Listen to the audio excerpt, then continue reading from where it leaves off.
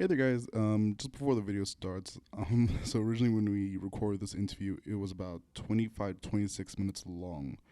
So we decided to, split it into two parts. So this is part one, and part two is going to be uploaded tomorrow. Only reason I'm saying this is because in case you, when you do watch it and you get all the way to the end and it just ends off abruptly, and you see there's kind of like a cut there, that's literally the only reason why. But yeah, but before we get started, his story is really amazing. Um, I do highly recommend you guys listen to the whole thing, or just if you guys want to watch or listen to it, you guys definitely can. It's really up to you. But anyways, I hope you guys do enjoy the video, and please don't forget to leave a like, subscribe, and share the video.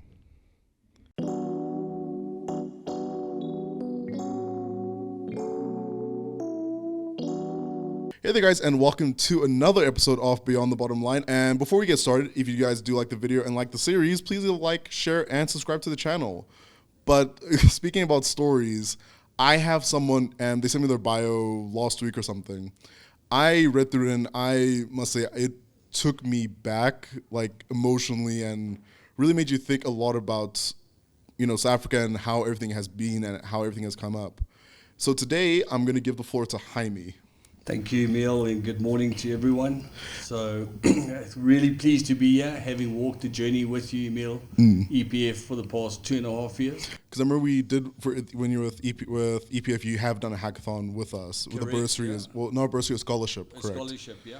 Before we get into, I guess, hearing your story and the audience hearing your journey to where you are right now in life, what do you do and what is the main industry you're part of? Okay, so I've been in telecommunications for the past 23 years.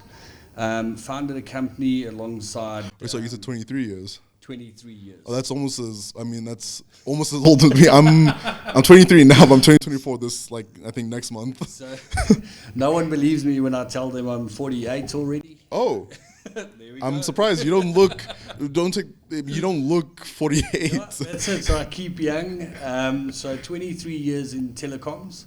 But if you look at it, it's always been a passion of mine, software. So I started in retail software, implementation of retail systems and so forth. And then in early 2004, the networks, Vodacom and MTN, had just started their data networks. If you're only 24, you're very blessed to have 5G now. Back in those days, we had GPRS. GPRS, yeah. So it was the... it was like the GPS in your car? Or? No, GPRS was actually the standard. If you look at 5G now, it's 5G, it was 4G, 3G, 2G, and then GPRS Plus and GPRS.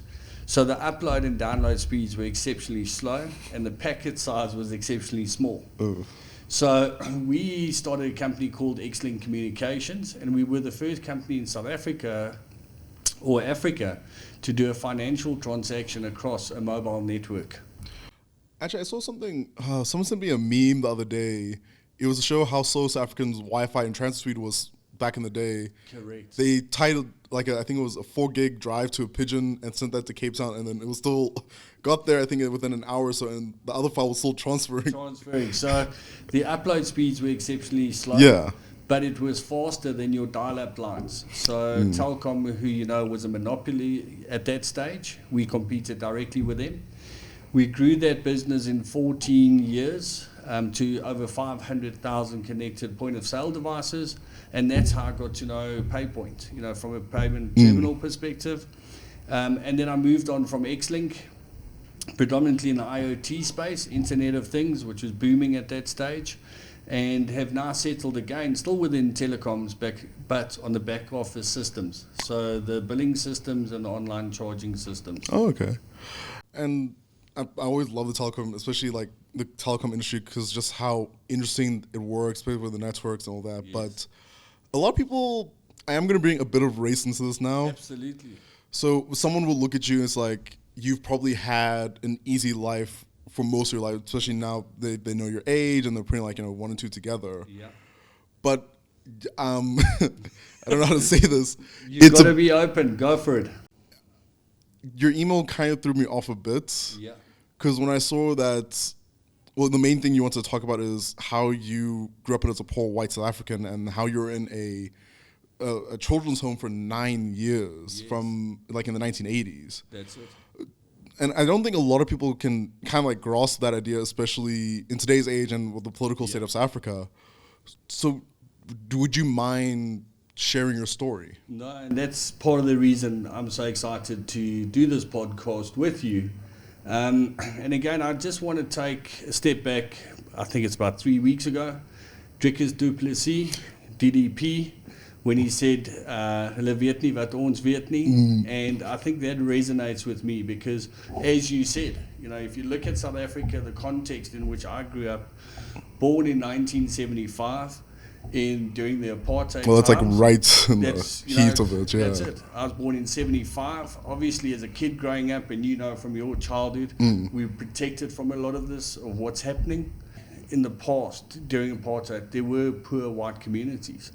And unfortunately, in 1983, myself and my two brothers were separated from my family. My parents had got divorced. It was taboo during apartheid for parents to get divorced. I did not know that. Upon, you know, the old NG Kerk. Oh. You know, so my brothers and I were very fortunate.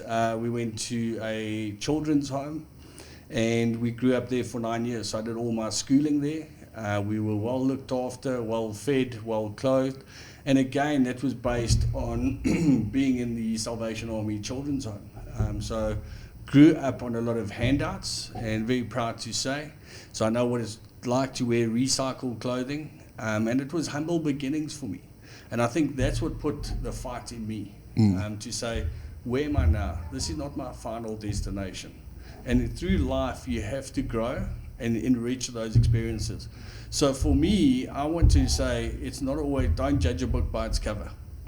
Look at the individual, look at my background, get to know me. Like you said, it came as a huge surprise because everyone knows me as Hymie, the CEO. That's the thing. A lot of people, and the only reason I want to also do this like Beyond the Line series is because the thing with CEOs, a lot of people look at CEOs like, oh, he just has a lot of money, or they have a lot of money that don't really care about community, or don't think about the little guy. He got a silver spoon in his mouth. That's the thing. So that's why I wanted you on the His dad most. must have had money. His mom must have inherited money. You know, they must have come from a farming community. He's a Elon Musk, you know, who got to start. It's not that. To get to the CEO role took me 14 years of hard work, taking those opportunities, taking calculated risks. And I think more importantly, for the youth and the demographics who we're targeting, it's, you know, take one day at a time. And again, I want to use recent media stories and I always tell my colleagues and those who I mentor, only in the dictionary does success come before work. Now, it's a cliche. Yeah. But you take, I think it's Dr. Matthews, who was recently exposed. Okay. That whole TikTok. When I saw it, I was just, first of all, I was like, I don't know how people believed it at first. Okay, but that's the power of social media. That is, yeah. You know, you look at this guy, he speaks exceptionally well. He's got his stethoscope. He's walking down the hallways of a hospital.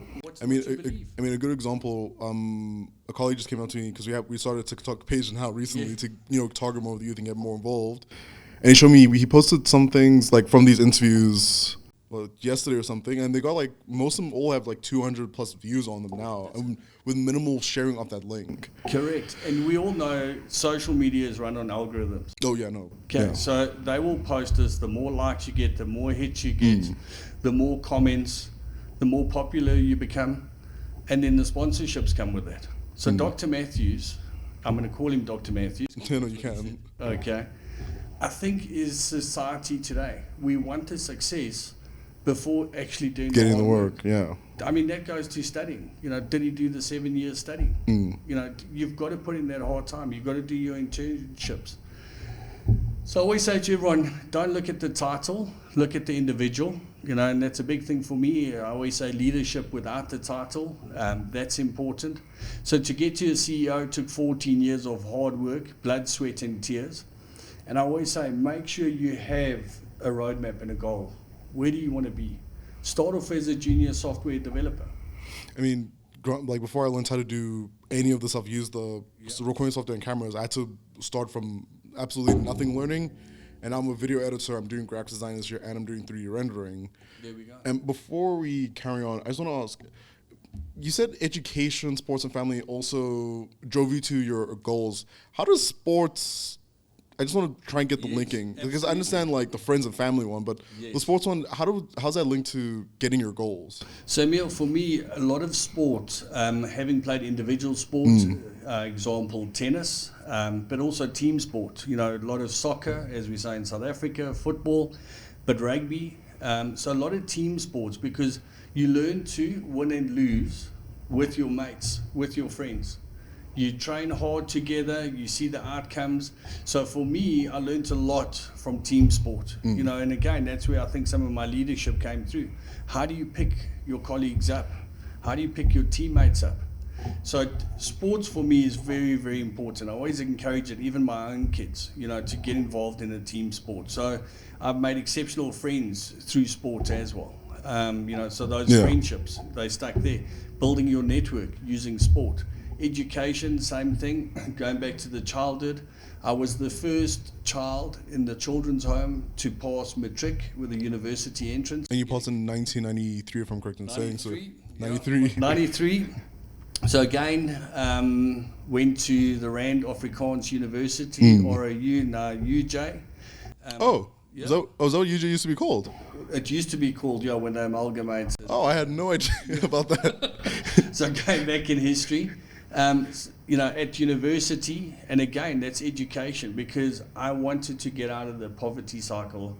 I had a goal. You know, I wanted to be comfortable, not wealthy, comfortable, have a good life, have a family, and I knew it started with having to better yourself. So education is a huge, huge drive for me.